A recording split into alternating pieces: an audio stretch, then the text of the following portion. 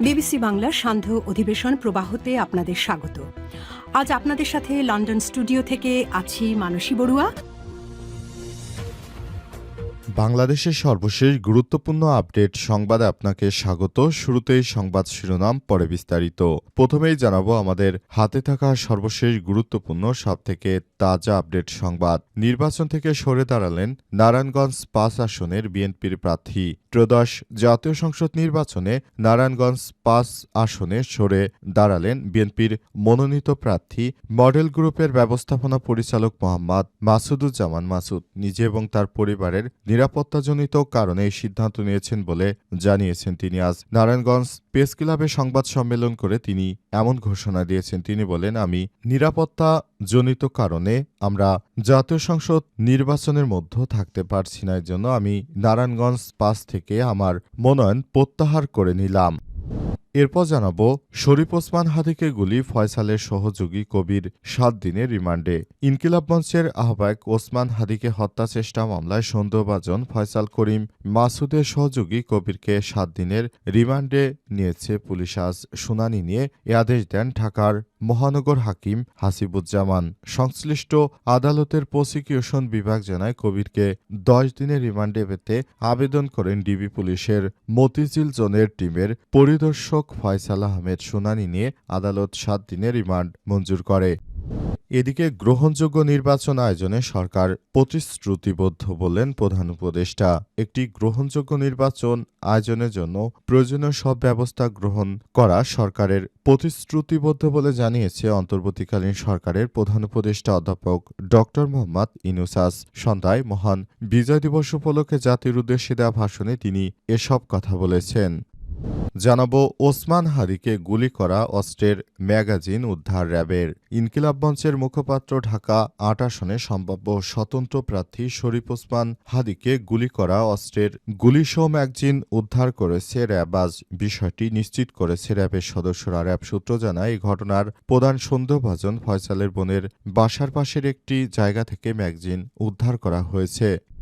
এবং সর্বশেষ জানাবো হবিগঞ্জে ২ গ্রামবাসীর মধ্যে সংঘর্ষ, আহত অর্ধশতাধিক। হবিগঞ্জের ধানের খড় শুকানো নিয়ে ২ গ্রামবাসীর মধ্যে সংঘর্ষের ঘটনা ঘটেছে। এতে ২ গ্রামের শতাধিক লোক আহত হয়েছে। আজ সদর উপজেলার দরিয়াপুর গ্রামে এই ধরনের ঘটনা ঘটেছে বলে জানা গেছে। প্রিয় দর্শক, এতক্ষণ শুনছিলেন সংবাদ শিরোনাম, এবারে বিস্তারিত। তবে তার আগে বন্ধুরা অনুরোধ থাকবে, এই সংবাদটিতে একটি লাইক দিন। এই চ্যানেলে আপনি নতুন হয়ে থাকলে আমাদের সংবাদটি দেখতে দেখতে চ্যানেলটি সাবস্ক্রাইব করে রাখুন। কমেন্ট করে বন্ধুরা আপনার মূল্যবান মতামত জানিয়ে দিন আপনি বিশ্বের কোন দেশ থেকে বা বাংলাদেশের কোন স্থান থেকে আমাদের সংবাদটি দেখছেন এবং শুনছেন। আর বন্ধুরা, গাজা যুদ্ধে আপনি যদি নিরীহ ফিলিস্তিনিদের ভালোবেসে থাকেন, কমেন্টে ইয়েস লিখে বিশ্ববাসীকে জানিয়ে দিন। সংবাদটি আপনার সোশ্যাল মিডিয়া ফেসবুকে শেয়ার করে বন্ধুদেরও দেখার সুযোগ করে দিন। এবারে বিস্তারিত। নির্বাচন থেকে সরে দাঁড়ালেন নারায়ণগঞ্জ ৫ আসনের বিএনপির প্রার্থী। ত্রয়োদশ জাতীয় সংসদ নির্বাচনে নারায়ণগঞ্জ ৫ আসন থেকে সরে দাঁড়ালেন বিএনপির মনোনীত প্রার্থী মডেল গ্রুপের ব্যবস্থাপনা পরিচালক মোহাম্মদ মাসুদুজ্জামান মাসুদ। নিজেও পরিবারের নিরাপত্তাজনিত কারণে সিদ্ধান্ত নিয়েছেন তিনি বলে জানিয়েছেন তিনি। মঙ্গলবার ১৬ ডিসেম্বর দুপুরে নারায়ণগঞ্জ প্রেস ক্লাবে সংবাদ সম্মেলন করে তিনি এই ঘোষণা দেন। পরবর্তীকালে দল যাকে মনোনয়ন দেবে তার পক্ষেই কাজ করার ঘোষণা দিয়ে মাসুদ বলেছেন, দল থেকে আমার উপর কোনো চাপ, নির্দেশনা বা হুমকি নেই। আমার ব্যক্তিগত এবং শারীরিক নিরাপত্তাজনিত কারণে আমি নিজ থেকে নির্বাচন থেকে সরে দাঁড়ানোর সিদ্ধান্ত নিয়েছি। আমার পরিবারের নিরাপত্তার কিছু বিষয় রয়েছে।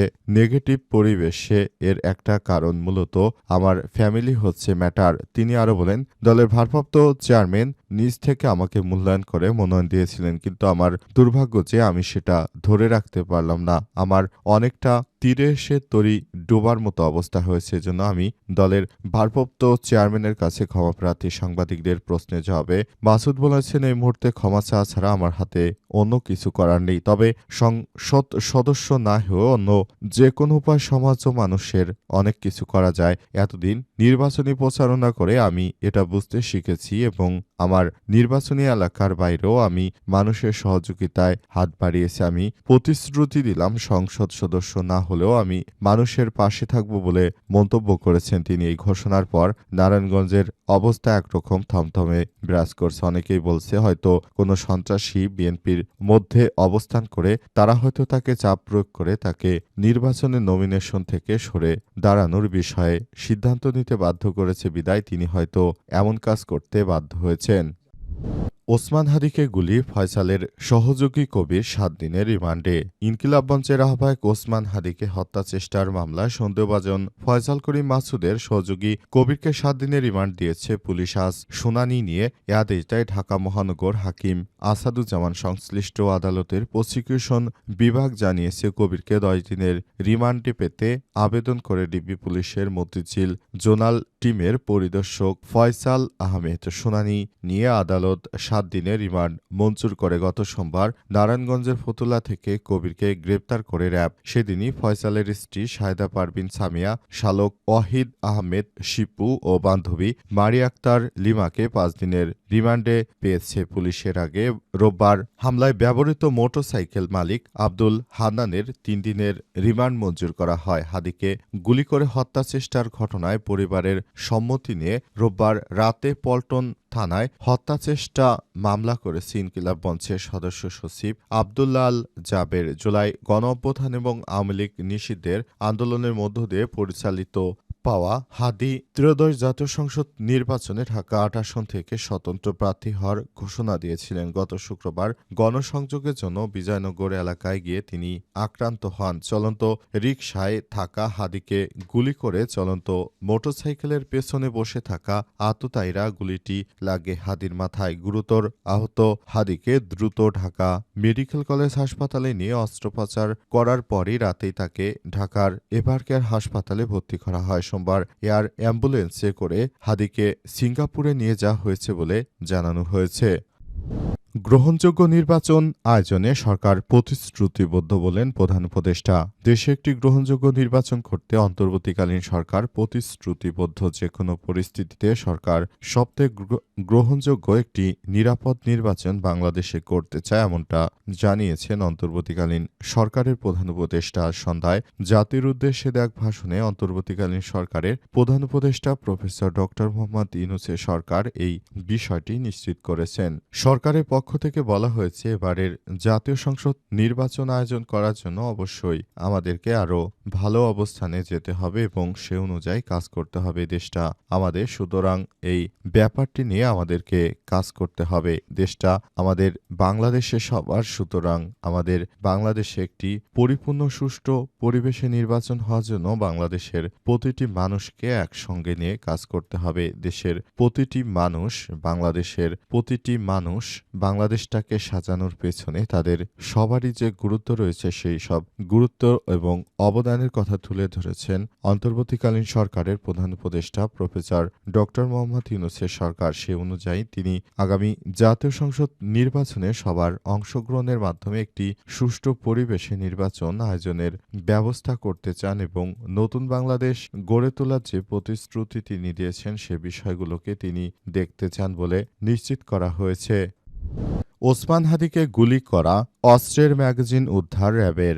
ইনকিলাব মঞ্চের মুখপাত্র ঢাকা ৮ আসনে সম্ভাব্য স্বতন্ত্র প্রার্থী শরীফ ওসমান বিন হাদিকে গুলি করা অস্ত্রের গুলিসহ ম্যাগাজিন উদ্ধার করেছে র্যাব। আজ বিষয়টি নিশ্চিত করেছে র্যাব। র্যাব সূত্র জানিয়েছে এই ঘটনায় প্রধান সন্দেহভাজন ফয়সালের বোনের বাসার পাশে একটি জায়গা থেকে ম্যাগাজিনটি উদ্ধার করা হয়। উদ্ধার করা আলামতটি ঘটনার তদন্তে গুরুত্ব অগ্রগতি হিসেবে দেখছে বাহিনী। এদিকে একাধিক সূত্র থেকে জানা গেছে হাদিকে গুলি করে পালিয়ে গেছে দুই সন্দেহভাজন। এই ঘটনার পরপরই তারা পালিয়ে যায়। বর্তমানে ওসমান হাদি সিঙ্গাপুরে চিকিৎসাধীন অবস্থায় রয়েছে। জাতীয় নির্বাচনী তফসিল ঘোষণার পরদিন গত শুক্রবার রাজধানীর পুরনো পল্টনের বক্স কালভার্ট সড়কে চলন্ত মোটরসাইকেল থেকে দুর্বৃত্তরা রিকশায় থাকা ওসমান হাদিকে গুলি করে। ইনকিলাব মঞ্চের আহ্বায়ক ওসমান হাদি ঢাকা ৮ আসনের স্বতন্ত্র প্রার্থী হিসেবে নির্বাচন করার জন্য প্রচার চালাচ্ছিলেন। মাথায় গুলিবিদ্ধ হাদির অবস্থা আশঙ্কাজনক হয়। তাকে